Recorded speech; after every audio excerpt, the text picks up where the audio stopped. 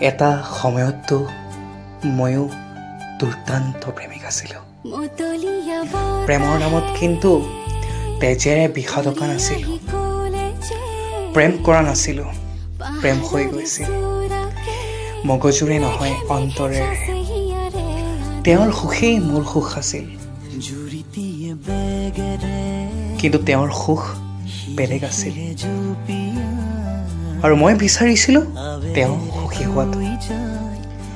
বিষাদ মোৰো জাগিছিল, কলিজাত ঘাঁ মোৰো লাগিছিল, কিন্তু তেজেৰে মই বিষাদকা নাছিলোঁ।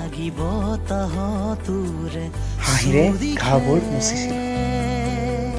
এটা সময়ত ময়ো দুৰ্দান্ত প্ৰেমিক আছিলোঁ, কিন্তু প্ৰেম একপক্ষীয় আছিল।